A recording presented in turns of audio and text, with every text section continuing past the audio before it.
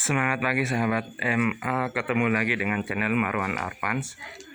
Pagi hari ini kita masih berada di seputar Kandang Magot Jogja atau KMJ. Ini ya sahabat, hutannya masih alami ya. Jadi inilah salah satu bagian daripada wilayah Yogyakarta yang masih ditumbuhin dengan pohon-pohon yang besar. Pagi hari ini kita akan melihat pimpinan atau CEO dari Kandang Magot Jogja akan diwawancari oleh teman-teman dari Kominfo seputar ya, pengolahan sampah, kemudian magot dan lain sebagainya. Sebelum kita masuk ke dalam lokasi wawancara dengan pimpinan KMJ atau CEO, keren CEO KMJ yang baru bergabung, silahkan di subscribe, like, komen dan share. Sembari kita menunggu, itu masih persiapan sahabat MA. Kita lihat dulu lokasi yang hijau ya, ini masih ditumbuhin dengan ada pohon bambu ya. Jadi di bawah ini sahabat MA ada Sungai Winongo. Ini sahabat, masih asri. Nanti kita bergabung di dalam lokasi Kandang Magot Jogja untuk menyaksikan wawancara atau pengambilan gambar oleh teman-teman dari Kominfo. Sembari kita masih menikmati sejuk sahabat di lokasi sekitar KMJ ini, karena masih ditumbuhi dengan pohon-pohon yang besar-besar. Kalau di siang hari ini anginnya lumayan mengasyikkan ya, membuat ya pengen terus menikmati di lokasi ini sahabat. Oke, kita nikmati dulu sambil kita menunggu.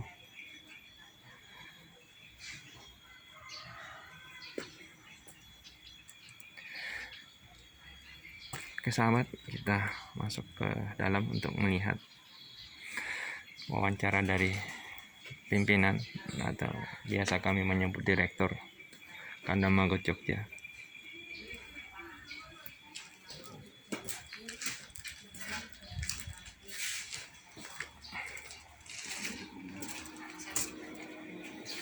Tapi masih sekarang masih satu tahun ini kenapa ada hadir Kandang Magot Jogja berangkat dari keprihatinan Kota Jogja. Kita tahu TPA Piungan sangat overload. Nah, ketika TPA Piungan overload, ini yang jadi korban selanjutnya itu sungai. Nah, dari situ sebenarnya kita mencoba untuk ikut menjawab setidaknya apa yang bisa kita lakukan ini, sedikit membantu pemerintah dan juga sebenarnya membantu diri sendiri, karena kalau kita bisa menciptakan lingkungan yang sehat, tetap kembalinya ke kita. Jadi itu kenapa kita kemudian memilih untuk membuat pengelolaan sampah dengan biokonversi magot BSF. Juga bagaimana cara mengolahnya dan diceritakan ya. Jadi kenapa pilihannya magot BSF, karena kami melihat bahwa magot BSF ini menjadi pengurai sampah tercepat yang diciptakan Tuhan untuk kita. Kenapa kita bingung-bingung untuk mencari teknologi ketika Tuhan sudah menciptakan yang namanya hewan itu bernama magot yang berasal dari lalat BSF, Black Soldier Fly. Kalau biasa kita juga menyebutnya lalat tentara hitam ya, karena lalatnya berbeda. Nah, kenapa kemudian juga kita mengelola ini, karena pertimbangan itu ini menjadi pengurai tercepat. 10.000 magot itu bisa mengurai 2 kilo sampah per 24 jam. Pagi kita isi, pagi besok sudah habis. Dan kenapa juga Magot tidak hanya sekedar dia menjadi pengurai sampah tercepat, tetapi dia juga memiliki protein yang tinggi si Magot ini. Proteinnya hampir 51%. Sehingga ini menjadi sangat menarik gitu ya ketika kita mencoba menyelesaikan persoalan sampah, tapi kita juga mendapatkan hasil dari penguraian itu. Misalnya Magot itu bisa untuk pakan ternak, bisa untuk pakan ikan unggas, kemudian kering itu bisa untuk kucing, bisa untuk ayam, bisa untuk koi. Nah, selain itu juga kasgotnya, sisa dari si Magot ini itu jadi pupuk yang tingkat ureanya cukup bagus untuk media tanah. Jadi itu pilihan yang kami anggap ketika kita menyelesaikan persoalan sampah, tapi kita juga mendapatkan hasil, sehingga harapannya circular ekonominya terjaga. Cara pengolahannya bagaimana sih? Nah, mengolahnya sebenarnya kita bekerja sama dengan masyarakat ya. Jadi masyarakat itu pilah sampah.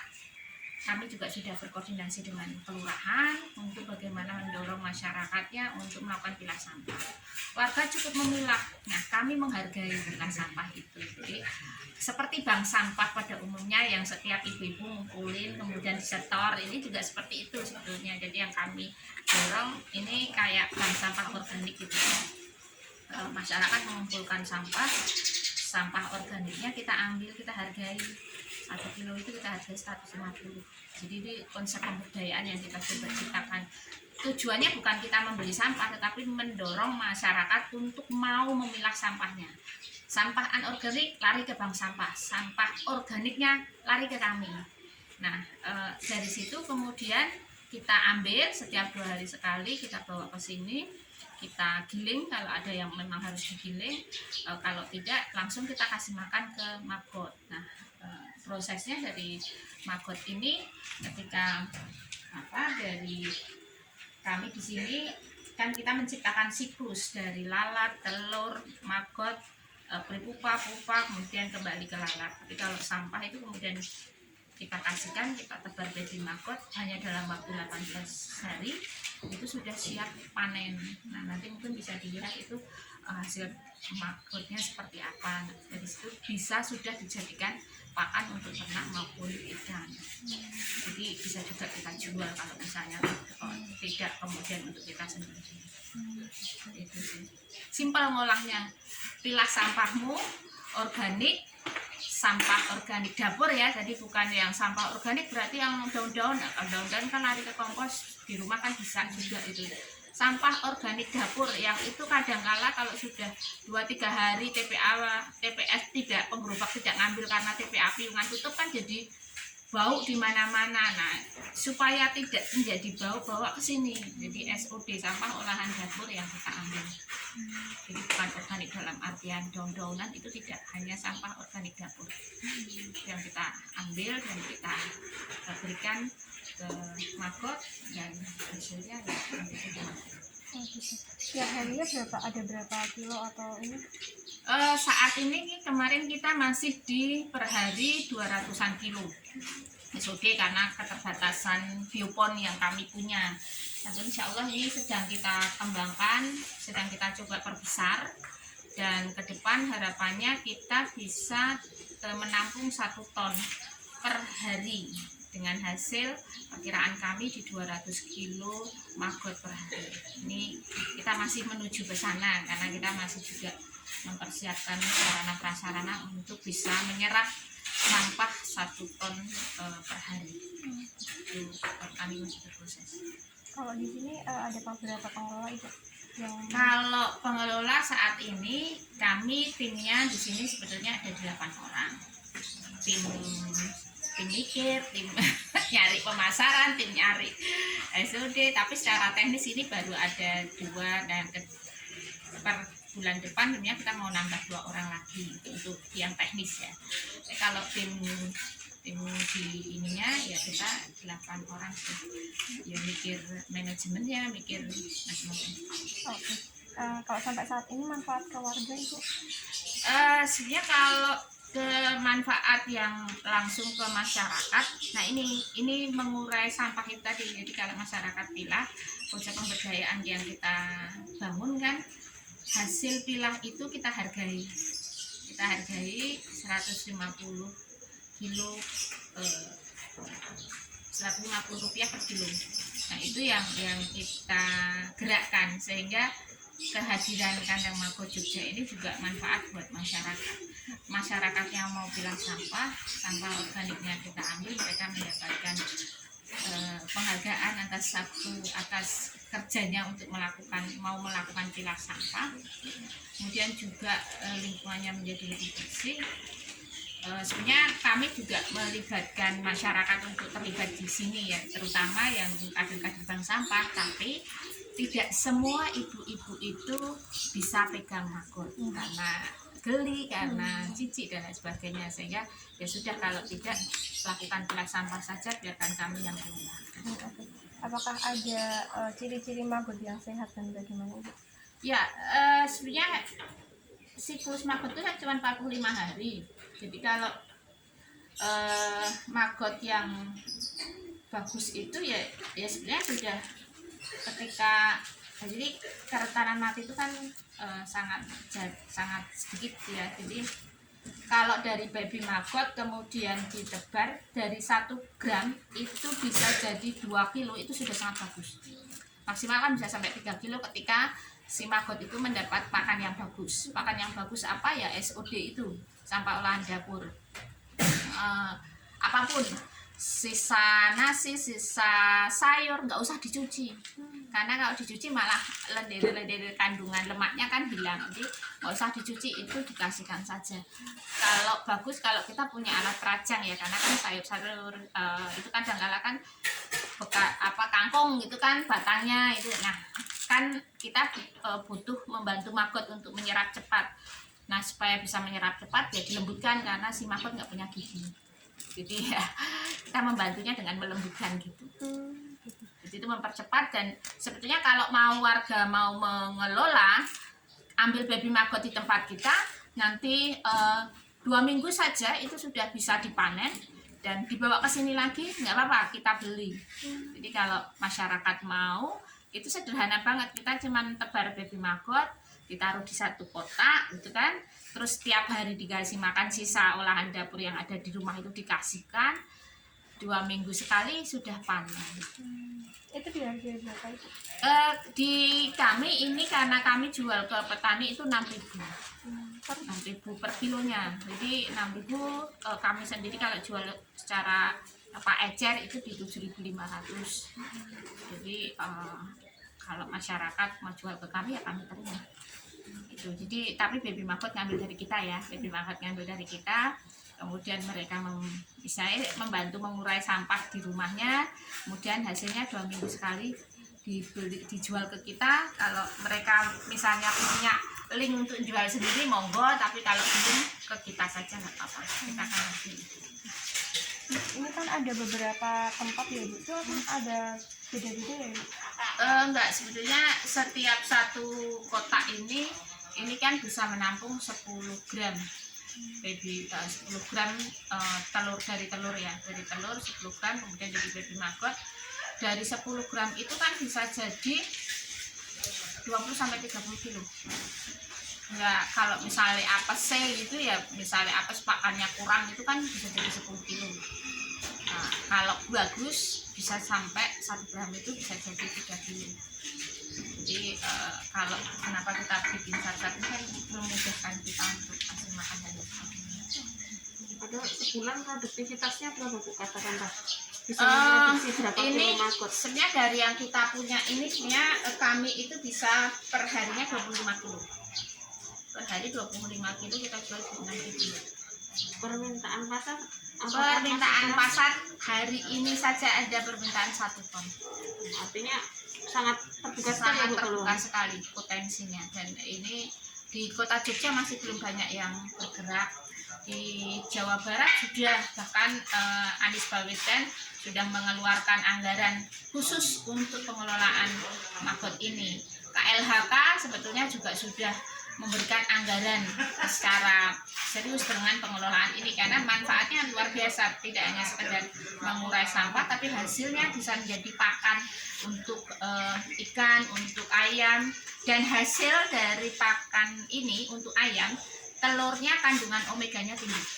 Itu yang istimewa di sini. Jadi kenapa kemudian KLHK itu di dalam peraturan terbarunya tahun 2021 nomor 19 tentang pengelolaan sampah, di mana itu ditujukan ke bank sampah untuk melakukan ini, mengolah sampahnya dengan sirkular ekonomi dengan biokonversi maggot. Nah, KLHK sudah mendorong, hanya saja sayangnya di DIY ini DLH-nya masih belum menangkap itu, padahal potensinya luar biasa.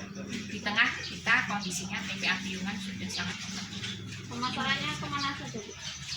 Kita ada kerjasama dengan farm, jadi ada dari perikanan lele, itu permintaannya setiap harinya 20 sampai 30. Kemudian kemarin kita juga akan ada kerjasama dengan Turi itu yang punya panti rapi apa ya, jangan salah. Di sana permintaannya hampir 200.000 per hari. Ini masih belum memenuhi sampai di sana. Kita baru supply yang dari Dharma Farm saja kita masih kurang. Masih sebatas DIY saja nih berarti? Masih di DIY. Sebetulnya ada permintaan juga di Banyumas itu, kalau misalnya kemarin kalau bisa setor 1 ton per hari pun mereka siap. Mungkin agak kembali, Bu, kaitannya kan tadi sudah berdampak manfaat ke masyarakat untuk mengurangi sampah organiknya. Seberapa sih dampaknya, bisa dijelaskan dulu sebelum ada kandang maggot ini? Itu warga buang sampah organiknya di mana? Terus ketika ini tuh mungkin dalam 1 hari itu di sini bisa mengumpulkan berapa sampah organik dari masyarakat itu? Ya. Jadi kami kemarin fokus di 2 RW 1 dan RW 2 di Becak, di Kelurahan Becak. Dari hasil penelitian kami mendapati bahwa setiap hari ada 396 kilo sampah organik dapur SOD ya, dari 2 RW itu. Nah, dari situ kami itu kemarin baru nyerap 200, sebenarnya masih sangat kurang. Nah, makanya kenapa kami perlu memperbesar dan butuh dukungan juga dari berbagai pihak untuk bagaimana ini bisa semakin meningkat. Data kami yang dengan anak-anak mahasiswa secara ini kita asumsikan setiap rumah tangga dari hasil penelitian yang sebelumnya sudah kita dapatkan, kemudian kita kalikan dengan jumlah jiwa yang ada di Kelurahan Becak, itu mendapatkan 9 ton sekian sampah organik. Nah, dari 9 ton sekian sampah organik, kami coba ini ke depan serap 1 ton saja. Serap 1 ton saja, itu paling tidak itu bisa mengurangi. Harapan kami seperti itu. Dari yang kemarin 396, karena kapasitas biopon kami terbatas, kami baru dapat nyerap 200. Itu pun belum maksimal. Artinya memang kami masih terus harus mendorong masyarakat mau pilah sampah. Itu belum yang industri loh, belum misalnya warung makan, terus catering, itu kan jumlah volume sampahnya kan beda. Itu baru hitungan kasar kami berdasarkan rata-rata per orang yang menghasilkan sampah organik berapa. Tapi mau ganti baterai. Jadi itu belum ada. Oke sahabat Emma, demikian tadi kita coba dengar beberapa penyampaian disampaikan oleh Ibu Endang selaku pimpinan pengolah kandang maggot Jogja. Oke sahabat, yang belum subscribe monggo untuk di subscribe, like dan di share agar kami bisa terus memberikan yang terbaik, baik itu dalam masalah lingkungan dan masalah-masalah yang lain yang mudah-mudahan bisa bermanfaat untuk kita semua. Dari kandang maggot Jogja kami menyampaikan dan salam sehat untuk semuanya. Jangan lupa sahabat, prokesnya tetap dijaga karena kita masih dalam kondisi yang belum betul-betul 100% terbebas dari pandemi. Semoga sehat semua. Salam sukses, salam sehat dari Kandang Magot Jogja.